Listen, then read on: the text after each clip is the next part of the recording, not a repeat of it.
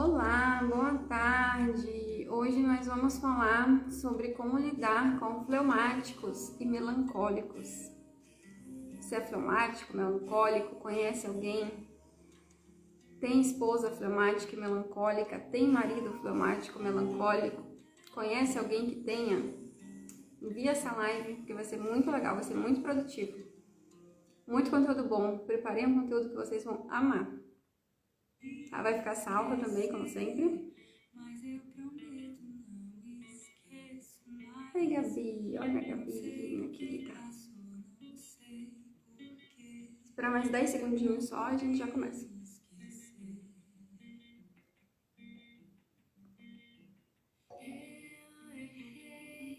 Gente, vamos começar então. Primeiro eu quero falar um dos principais erros que a pessoa comete ao tentar lidar com outro temperamento, tá? Que é você não enxergar o temperamento do outro, não enxergar a forma do outro agir e você querer lidar com o outro à sua maneira. Então isso vai prejudicar muito o relacionamento. Eu já vou dar um exemplo, tá? De como que isso acontece, mas vai prejudicar muito. Você tem que lidar com o outro, tudo isso que eu tô ensinando sobre os temperamentos é para que você lide com o outro à maneira do outro e não à sua maneira. Porque isso só piora a situação. Então tem aí, digamos, uma fleumática que namora com colérico, ou uma melancólica que namora com colérico. Ou melhor, vamos trazer um exemplo contrário. Tem aí uma colérica que namora com fleumático, que é casada com fleumático. Aí ele é muito paradão, né? O fleumático é paradão. Não se move pra nada, apesar de a gente já vai falar das qualidades do fleumático, mas digamos, ele é paradão, não se move pra nada. Então a mulher sempre toma frente de tudo, e quanto mais paradão ele é, mais ela toma frente. Então mais intensifica o jeito dela tomar frente das coisas e acabar se tornando uma mulher muito viril, com excesso de energia masculina, e ele fica mais paradão ainda. Então você tem que lidar com o temperamento do outro à maneira do outro e não à sua maneira, porque senão isso só vai prejudicar a relação, tá? Então a mesma coisa com o melancólico. Você tem que lidar com o melancólico à maneira melancólica e não à maneira do seu temperamento. É para isso que eu estou ensinando isso aqui para vocês, para que vocês treinem o olhar, limpem o olhar de vocês. Tá? Para que vocês tenham empatia pelo outro, em saber como o outro enxerga o mundo, mas para que vocês vejam o outro com o olhar dele. Entendam como que o outro enxerga o mundo, tá? Porque senão, ao invés de aproximar o casal, isso só vai afastar mais ainda o casal, tá? Tende a prejudicar e afastar mais ainda o casal. Então, vamos lá. O fleumático, gente, se vocês acompanharem todas as outras lives que eu fiz até aqui, vocês vão entender que o ideal do fleumático é paz. Ele só quer paz. Só que ele não quer paz assim, me deixa no meu canto, eu quero paz. Não, ele quer paz, ele quer ver todo mundo bem. O ideal do fleumático é esse, que todo mundo esteja em paz. Então ele tende a se doar muito pelos outros, né? No namoro, é aquele rapaz que você olha e fala assim, nossa, que pessoa legal. Ele é cavalheiro, ele tende a fazer as coisas para te agradar. No relacionamento, dentro de um casamento, ele evita brigas a qualquer custo. Então, geralmente ele não reclama. Ele tende a não reclamar da bagunça que tá em casa. Ele tende a não reclamar da comida. Ele come o que tem. Eu falo isso muito lembrando do meu pai. Meu pai come o que tem, cara. É muito fleumático. Coisa de fleumático, né? Não reclama de nada. Tá sempre tudo bom. Às vezes ele até acha ruim, mas ele vai evitar fadiga, não vou reclamar, porque se eu falar não vai sair como eu quero, não vou encontrar as palavras. E aí, não encontrando as palavras, eu posso magoar outra pessoa, então ele prefere ficar quieto na dele. Prefere ir lá e fazer as coisas.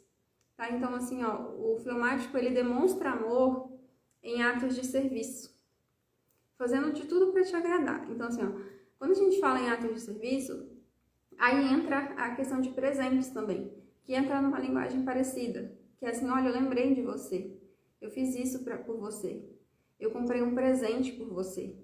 Entende que a linguagem do amor é bem parecida, então pode ser que ele passe na rua, veja alguma coisa que você gosta, compre e leve para você, ou arranque uma flor do chão e leve para você, ou em atos de serviço mesmo, tá?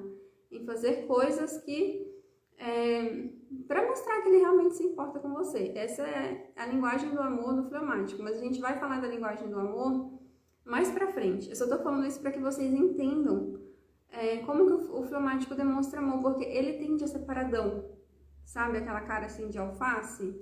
Você olha para ele e você não sabe o que ele tá sentindo, né? Então, assim, ele demonstra amor dessa maneira.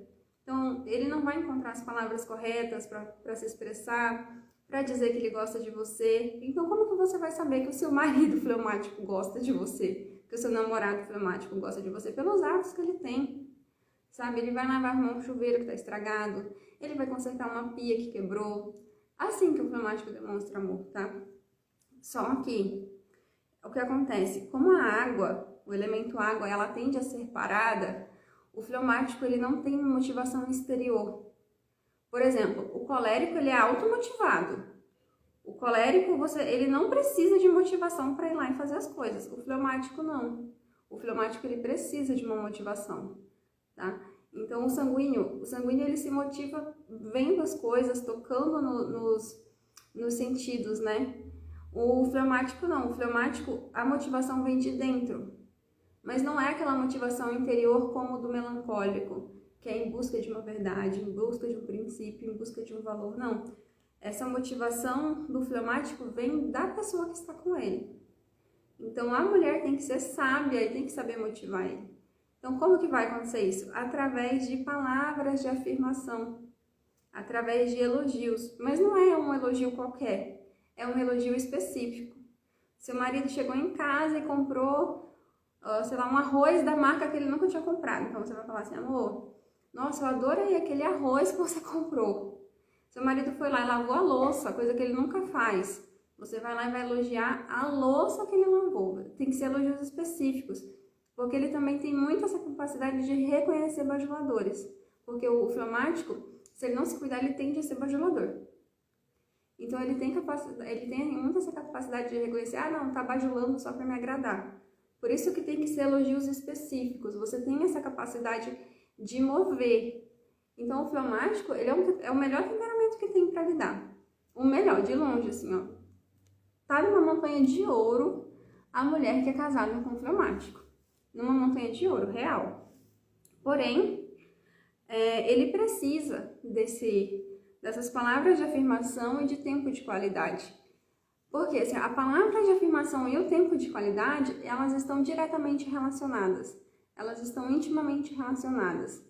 Porque, na verdade, isso quer dizer que o que o fleumático precisa, o que o marido fleumático precisa, é que a mulher preste atenção nele. Que a mulher dê atenção para ele. Ele tendo isso, ele está felicíssimo. Felicíssimo. E como ele faz tudo para agradar, nem sempre, claro, isso vem da maneira correta, tá? Então, assim, ele não sabe lidar com críticas. O fleumático, ele não sabe lidar com críticas, ele fica muito magoado. Porque quando você critica o fleumático, você não está criticando a atitude que ele teve. Você não está, por exemplo, o fleumático chegou em casa, ele comprou uma caixa de bombons da Garoto, mas você queria o Ferrero Rocher. Você não está criticando a caixa de bombons da Garoto quando você critica o fleumático. Você está criticando a atitude dele em te agradar que não foi suficiente. Para o fleumático é isso. Ele leva muito para o coração. Ele leva muito para o lado pessoal. Então, se você tem um marido fleumático em casa, você tem que cuidar muito com as críticas que você faz. Porque senão ele vai se fechar e vai ficar na caixinha dele. Ele não vai mais fazer nada para te agradar, pelo menos por um tempo. Depois ele volta. Depois ele volta ao normal, porque ele não é rancoroso. Né? Então, assim, eu critiquei que ele trouxe uma caixa de bombom da Garoto que ele tinha Ferrero Rocher. Poxa, ela não viu que eu quis agradar ela, faço de tudo para agradar ela e nunca tá legal, nunca tá... Não, então você elogia, fala assim, nossa amor, obrigada, eu amei, mas eu adoraria que da próxima você me trouxesse um Ferrero Rocher. Entende? Então, assim, ele não vai entender nada que é geral. Nada que é generalista, ele não vai entender. Os elogios têm que ser específicos. Os pedidos de ajuda que você faz para um fleumático tem que ser muito específico. Né? Ele não vai entender se você falar assim, amor, cuida das crianças.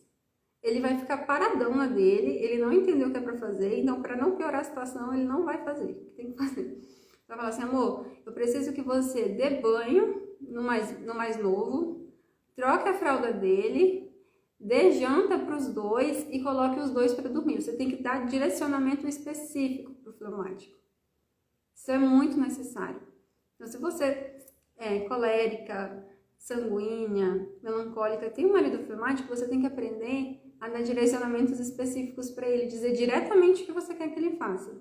Não é assim, amor, cuida das crianças, amor, busque as crianças no colégio tal horas. Ele precisa desse direcionamento específico, porque senão ele não vai saber agir, ele vai ficar perdidinho, igual uma batata tonta. Vai fazer as coisas do jeito dele, vai achar que tá fazendo direito, né? Então, é bem complicada essa questão de se relacionar com o fleumático. Então, olha só, evitar pedidos genéricos e realizar pedidos específicos, né? Então, você tem que entender que o fleumático, ele tem dificuldade em expressar admiração. Ele vai fazer isso em atos de serviço. Então, presta atenção. Quando ele tem dificuldade de expressar admiração, a gente coloca aqui também dificuldade de pedir desculpa. Presta atenção, quando você briga com seu marido é fleumático, você briga com ele não vai te pedir desculpa especificamente. Ele vai fazer alguma coisa, algum ato de serviço que ali está explícito, implícito, na verdade, um pedido de desculpas, um pedido de perdão. Então, ao invés de você olhar isso com olhos ruins, passe a olhar com bons olhos. Nossa, que bonitinho, ele tá... Olha o jeito dele de pedir desculpa. Olha que bonitinho que é, gente, que fofo. É o jeito dele. Ele não sabe lidar diferente com a situação, ele fica perdido. Ele fica perdidaço. Tá? Isso vale também se você tem uma amiga que é fleumática. Isso vale também, não é só para relacionamento, tá? Então, ó, palavras de afirmação, tempo de qualidade. Isso representa atenção. O marido fleumático precisa de atenção. Ele precisa sentir que ele é querido, que ele é importante, que o que ele faz tem valor, que o que ele faz ali tem um significado por trás daquilo, que ele é importante no local. Tá? E que o que ele faz você se sentir bem. O que ele faz a família se sentir bem. Tá? E essa é a forma que você tem de motivar o seu marido. Ah, Bruna, meu marido é paradão, ele não procura maneiras de arrumar dinheiro. Parece que ele não se motiva. Poxa, a motivação é você. A motivação é o bem da família. Então você tem essa capacidade, você tem a responsabilidade de motivar o seu marido para fazer ele ganhar mais dinheiro, para fazer ele ir atrás, para fazer ele correr atrás. Tá? Então faz uma fatura de cartão de crédito e manda para ele pagar. E depois que ele pagar, vai lá, enche ele de beijo, enche ele de amor, de carinho. Pronto, motivou o fleumático, não precisa de mais, não precisa de mais nada.